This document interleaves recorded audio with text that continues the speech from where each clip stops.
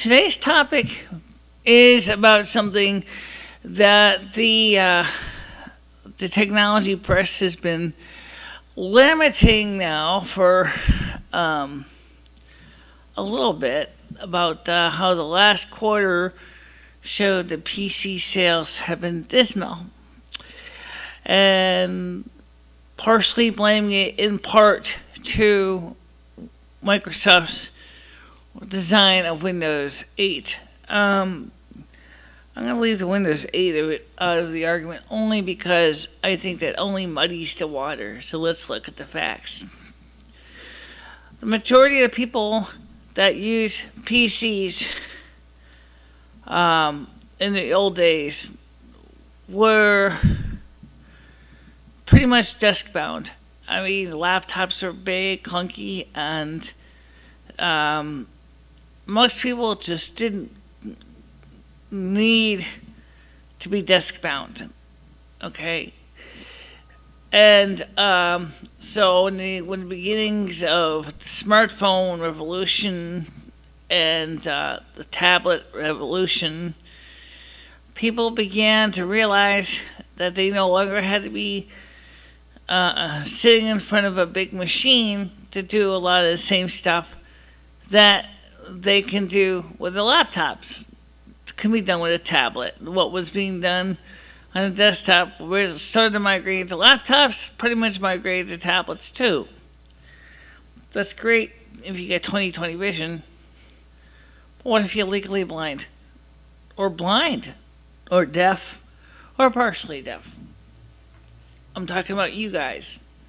I'm talking about us. Okay?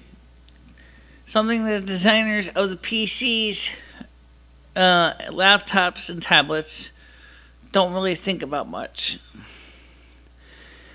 I need to have my computer screen about 3 inches from my face to do computer work. Okay? And I need to be able to still type, but typing like this and looking at the screen kind of sucks. You know what I'm saying? Crunched up like a giant, subcompact car is not exactly what I call a comfortable way to type on a computer. Let me give you an example here, more of a real-world analogy here. Pretend, if you will, this Bible, that's my friend's Bible, was a computer tablet. Okay. It really is that bad for me. I don't even know why the legally blind and the blind don't sit there and tell these producer companies and these things, look, we need a detachable keyboard which can be separated from our screen. Our screen has to be mounted in ways that is compatible with our eyesight. Okay, LCDs are nice. OLEDs are nice. But we need the ability to separate our keyboard from the screen. And heaven forbid if it's got a mouse or a trackball. I mean, then it just muddies the water even more so, because now instead of just trying to figure out how to type, like we were taught typing on the home row, then I gotta sit there and try to track a mouse cursor on my screen, and I'm basically half the time I'm saying, what I always end up doing is I always zoom the cursor to the top of the screen, and then I track it down as I move up close to where I'm going. But then sometimes I zoom it too fast, and it ends up down there, and I'm like, ooh, oh, where is it? Then zip it up there again. There it is. Track it out. And this, depending on the precision of the mouse, it might zip too fast, and I can't track it with my eyes. You think a touch tablet is any easier for me? Honestly, I've got 2 touch tablet phones. Okay, I have an iPhone 3GS. I don't want to hear any jokes about how the fact is it's an older model. Okay, it is. but it was the first touch phone I ever had. Like the thing for watching videos on it, because at least videos are easy enough to deal with. I'm getting better at typing on it, but it still doesn't beat the schmutz out of trying to type on an actual honest-to-God full-size keyboard with an honest-to-God full-size computer screen that I can actually physically put about 3 inches from my face. That's a big difference. You know, you have to remember that. And I mentioned earlier in my video at the soup kitchen about those who have hearing loss. We need, often we need adaptive equipment. For example, perhaps we need loud, hideously loud output. Or maybe things that can send auditory responses to, our ears.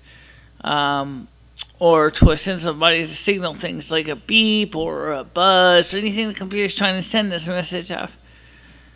Some of these special tactile sensors may or may not work with a cell phone or a tablet. Part of the reasons is some of the software devices are so limited in scope that there is not a lot of market to market a interface that could help the disabled to make use of all the technology. And if you're blind, forget it. You ain't gonna get nowhere with a tablet. Although I do admit Apple has done a lot in adaptive technology for the blind. I did try their voiceover. I'm not really used to it. But sometimes I keep it as an option on my phone, so I can press the home button 3 times, and it'll turn the voiceover on, so I can But I still can't understand how to quite use it as effectively as I can the standard Apple interface. So, but it's a start. And now they have on the 4S, I think it is. There is a, and maybe even the 5. There is a extension to this adaptive interface that allows for the blind to take photographs with the camera. What it does is it recognizes if there's a person in front of the camera, and it helps the blind to zero in on that person so that they can see what they're doing. Now, I'd like to find something adaptive equipment for my studio to make my life a lot easier. We'll talk about that in a second. But for right now, average day person is probably going to not really give 2 shakes about the PC going the way of the dinosaur. But if you are legally blind, partially deaf, or have other disabilities, and the PC is the only technology you can use, now you can take advantage of this big time. Because now, if you go on eBay, for instance, or even one of the other computer parts companies, such as PriceWatch.com, you can get a smoking deal on computer components to build a machine that would be more than enough adequate power for the average person. I'm talking about things that are running at 2.8 gigahertz with 2 gigabytes of RAM, 800 megahertz front side bus. We're talking about machines like that. I'm talking about complete motherboards with RAM. I'm just talking motherboards, CPU, and RAM, not with the case and power supply, which you can, if you already got another case and power supply laying around, like I do. I was going to just get the motherboard and a new power supply because mine was an ancient dinosaur anyway. With this setup, you can really, really make a nice, sweet piece of kit. The price of this motherboard, I'm just giving you it's about $60. That's $60 for a Pentium 4 processor.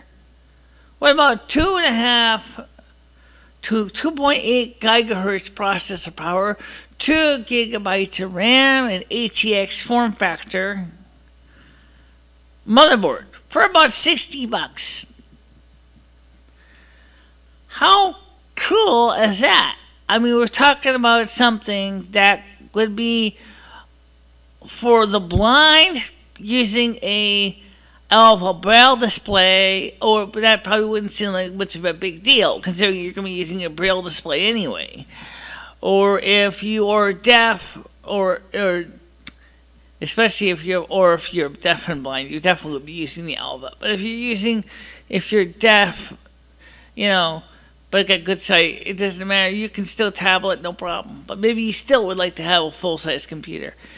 If you're legally blind, whereas you can see, but maybe because the way your eyes work, you want to have a nice... Oh, I find the secret in my case. Don't give me a freaking huge screen that's 20 inches or 24, 30 inches diagonal. Okay, I'll tell you 2 reasons why. I have a hard enough time just tracking that. A 13-inch. Give me a tiny little 5-inch diagonal screen. I bet you're laughing your head off now, right? Because it's so close to my eye anyway. It doesn't matter. Give me a tiny little screen. High resolution. Super VGA. Okay. 13 inches is fine, but then I'm going to still turn the resolution down really low anyway, down to 640 by 480 for most things. And then give me a trackball or a joystick. So that's something that'll be easier for me to track where my cursor is. Preferably something with self-centering function so that I can actually have the cursor, when I release the track or the joystick, go whoop, right back to the center of the screen. So like a rubber band effect. So when I, just like on an old Atari 2600 joystick, okay? Or if you ever had one of those old craft joysticks for gaming, on top of there's a center springing option. You can click, and then when you release the button, whoop, the analog joystick returns right to the center of the screen, and your little cursor goes right back to the center of the screen. That could be a godsend for me. Okay? That's something where you tablet creators need to remember. VoiceOver. iOS has it on the desktop too. By the way, Apple did create that on the iMac. That's why I use a Mac, because I can use text to speech. So I can actually have my computer read to me. The PCs do have the software too, but it sounds like a machine. It doesn't sound even close to human. Okay? Now, one of the other things is desktop operating systems. Windows XP will end its support next year in April of 2014. Normally, a lot of you people probably say, I couldn't give two shakes about that.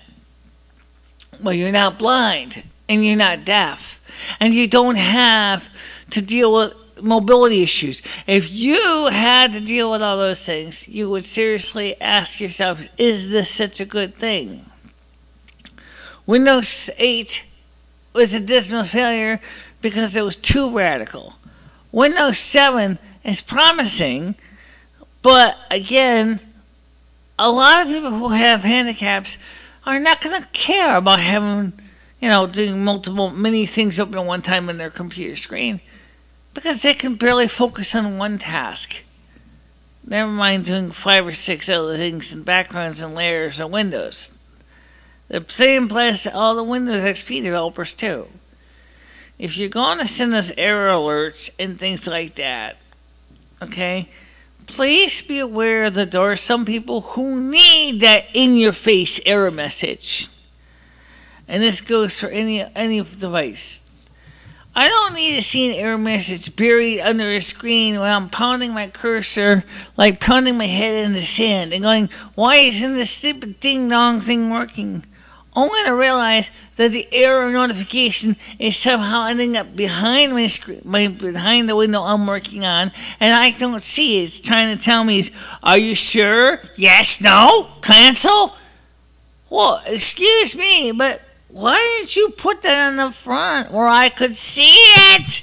Where I should be able to see it? There is always going to be, in some crazy cockamamie world, somebody out there who does not think of the handicapped. But in this case, let me just, like I said, what I need in the computer, what someone else needs in the computer may not be the same thing. One of my favorite computers I still have it in my closet. It's a Commodore 64. As much as some people might hate to think, I'll tell you why I liked the Commodore 64 as a kid. One, I can focus on one job at a time. Two, the text is huge at 40 by 24. Three, it uses a standard television set, so I can use a 5-inch TV and I can get it right up to my eyes. 6, the keyboard is not so scrunched up where I felt like it was basically trying to type on a tiny little breadboard. 7, you could, use a simple track or joystick, such as an Atari 2600 joysticks. The next favorite computer, for a very similar reason, was the Technicolor Computer 2, Technicolor Computer 3. Okay, advantage.